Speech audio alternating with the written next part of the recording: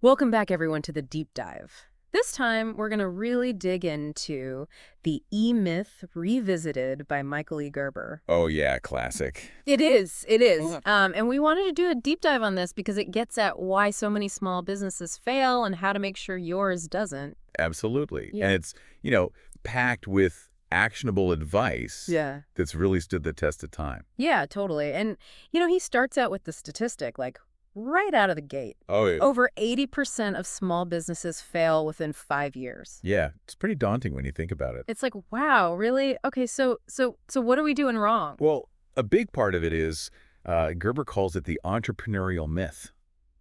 Okay. And that's the idea that, just because you're good at something, that automatically translates into being able to build a successful business around it. Right, right. Like, just because I'm a good cook doesn't mean I can open a restaurant. Exactly. That's the perfect example. Yeah. You can be the best pie baker in the world, Yeah. but if you don't understand the ins and outs of running a business, you're going to struggle. Right. So is it more like it's not just about being good at the thing, it's about running a business? Precisely. And Gerber actually illustrates this really well with this story of Sarah, Oh, yeah. who's this amazing pie baker. Okay. She's super passionate, super skilled, and she decides to open her own shop. Right, right. The dream. Right. But then she quickly finds herself completely overwhelmed by the realities of, actually running a business. Yeah, I can see that happening. Right. It's like suddenly you're dealing with marketing and inventory and customer service and employees. Right. It's a whole different ballgame. Yeah, totally. It's way more than just like, making the perfect pie. Exactly. Yeah. And that's where, Gerber says, it's not enough to just be a technician. Oh, okay. Technician is the one who, loves the craft and excels at the doing part. The hands-on, yeah. Yeah. You also need the skills of a manager and an entrepreneur. Wait, so there are like 3 different personalities inside every business owner? Exactly. Yeah. And those personalities can often be in conflict with each other. That's fascinating. It is, isn't it? And Gerber actually uses this really great analogy of the fat guy and the skinny guy battling for control. Oh, okay. I'm intrigued. Tell me more. So think of the fat guy as your comfort zone, right? It's the technician in you who just wants to stick with what's familiar, what you're good at. Okay. The skinny guy represents your aspirations, right? Go. It's the entrepreneur pushing for growth, innovation, always wanting to do more. So it's the inner struggle between staying safe and wanting to reach your full potential. Exactly. And the key is finding the right balance between those two, along with the manager who tries to keep everything organized and running smoothly. Yeah. Going back to Sarah, she's initially in her element. She's in the flow. Right. She's baking pies. She's living the dream. Yeah. But then as the business starts to grow, Uh-oh. she's forced to confront all of these other aspects that she maybe wasn't prepared for. Like the stuff we were talking about, the business stuff? Yeah, like hiring people, managing the finances, Mm-hmm. dealing with unexpected problems. Right, right. This is where the manager personality really starts to kick in, right? That need for order, Mhm. stability. Okay, but too much of that and things get stagnant, right? Yeah. Where does the entrepreneur come back in? Absolutely. The entrepreneur is the visionary, Yeah. right? The one who can see the bigger picture, drive the growth, always pushing the boundaries. Gotcha. So you really need all 3 to make it work. You do.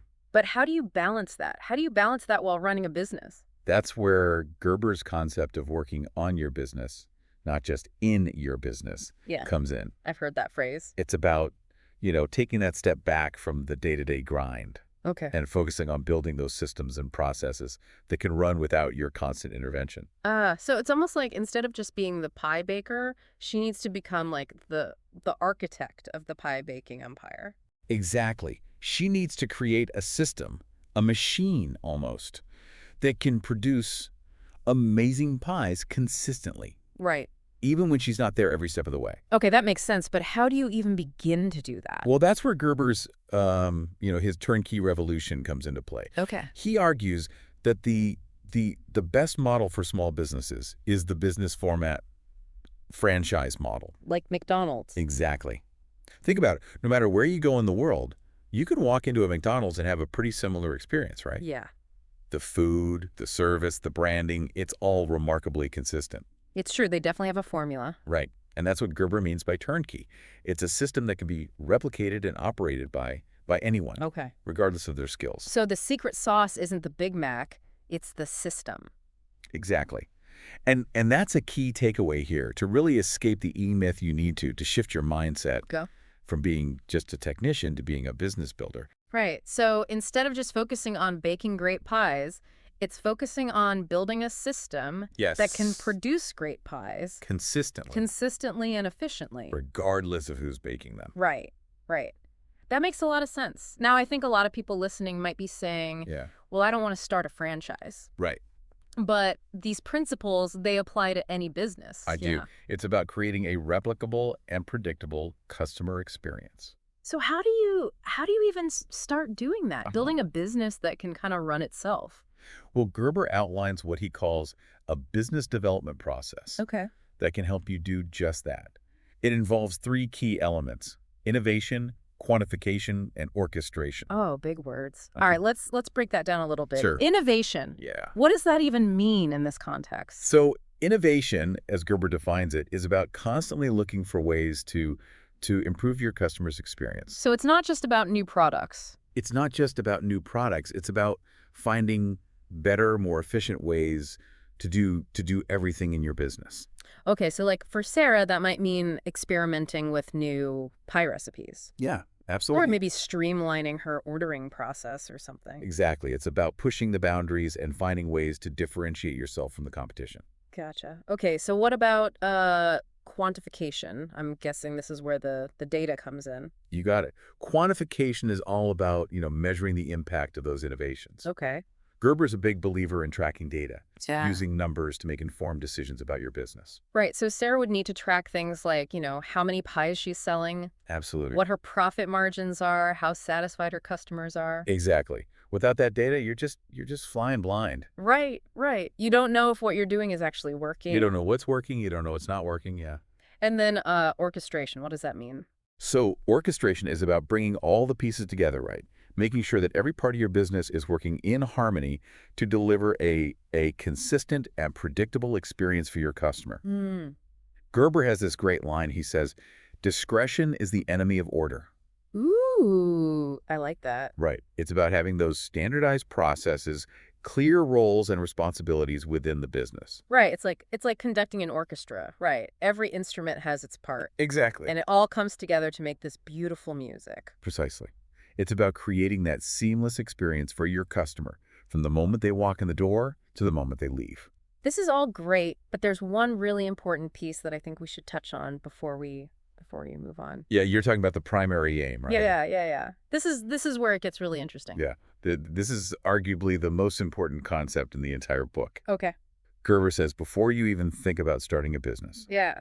you need to define your primary aim, which is essentially your vision for your life, Okay. not just for your business. Wow. Okay. So it's not about like making money or being your own boss. It's bigger than that.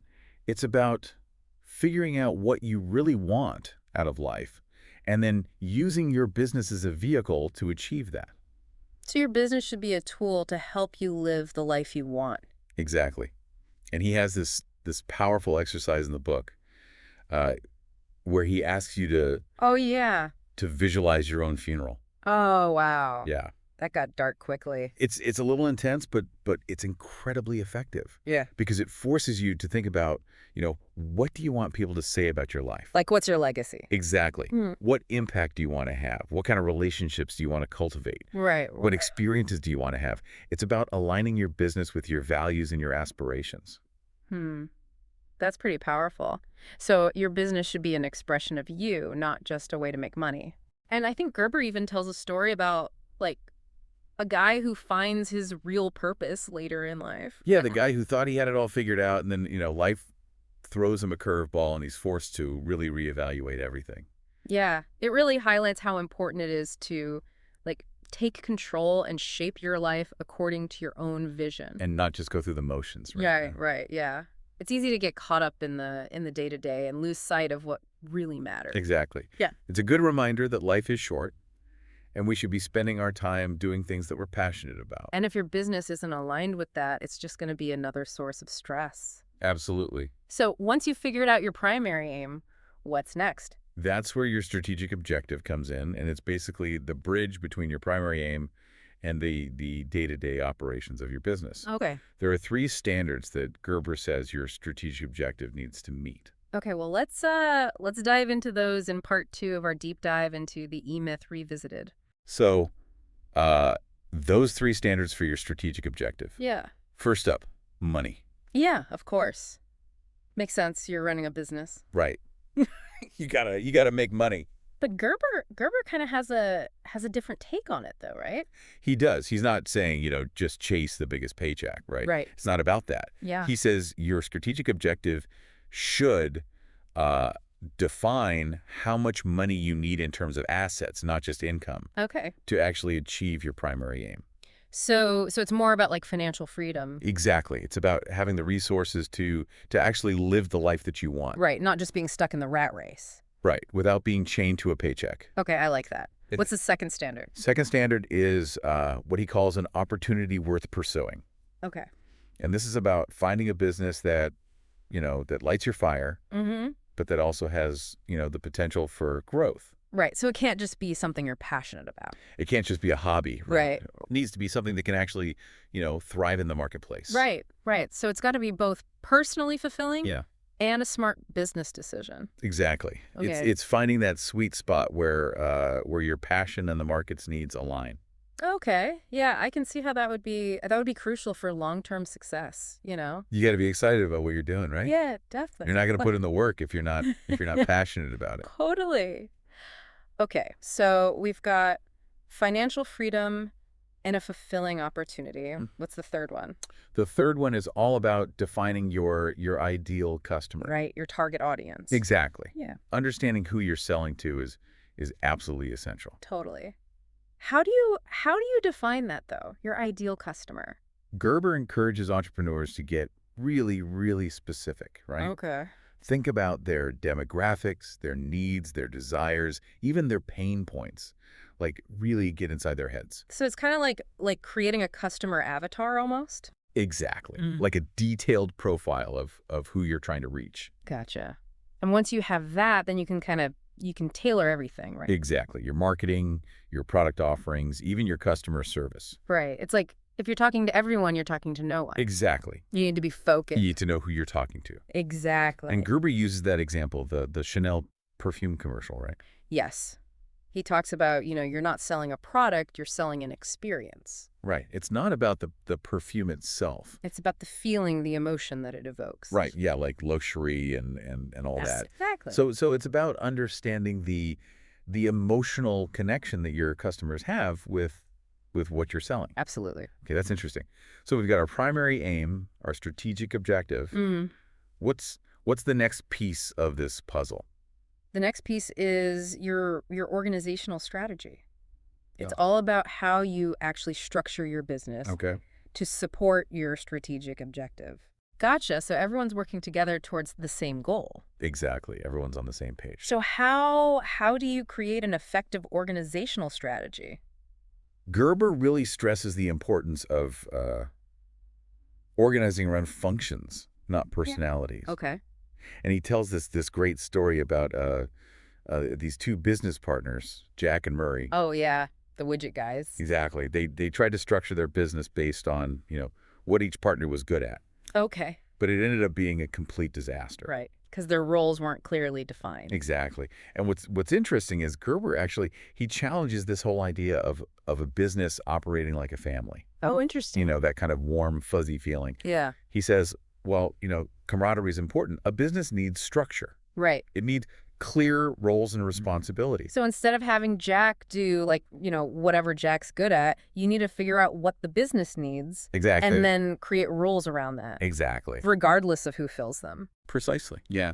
And he walks you through the process of creating what he calls an organizational chart. Okay. Which is basically, a visual representation of how the business is structured. Right. So it's like a blueprint. Exactly. Yeah. And it outlines each role and how they relate to one another. Gotcha. And then once you have that, then you can start to define the responsibilities for each role, right? Exactly. This is where he introduces the concept of position contracts. Position contracts. Okay, tell me more about that. So a position contract is basically a a detailed description of what each position entails, right? Okay.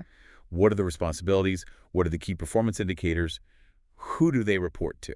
So it's all about clarity. Clarity, transparency, making sure everyone knows exactly what's expected of them. Right, and how their work fits into the bigger picture. Exactly. And, this all ties back to the idea of working on your business, not in it, right? Right, you're creating systems. You're creating systems so you're not the bottleneck. Right. And that leads us to, I think, one of the most radical ideas in the book. You're talking about replacing yourself, right? Yeah, replace yourself. I mean, how does that even work? It sounds crazy, right? Yeah. But Gerber argues that this is the key to really achieving freedom and scalability in your business. Okay. He says you need to document everything. Everything. Everything in what he calls operations manuals. Okay, so you're like systematizing your knowledge. Exactly. The operations manuals are like the recipe book for your business. Yeah. They outline step by step how to do everything. So you're creating a system that theoretically anyone could follow. Exactly. Even if they don't have your specific skills. Wow. Okay, that seems like a massive undertaking, though. It can be, but Gerber breaks it down into manageable steps. Okay. And the benefits are huge. It allows you to delegate effectively, maintain consistency, and ultimately, free yourself up. Right. You're not the bottleneck anymore. Exactly. This is all starting to make sense, but how do you know if your systems are actually working? That's where the concept of prototyping comes in.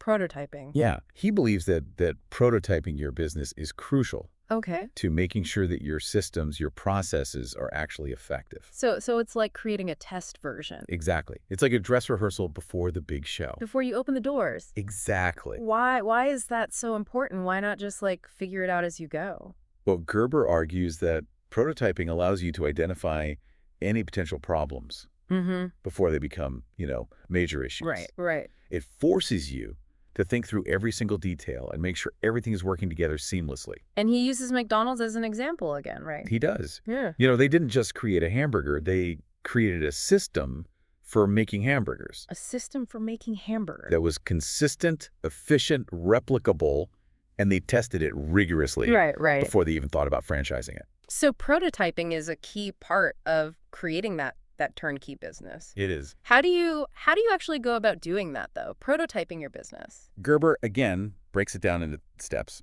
Right? Yeah.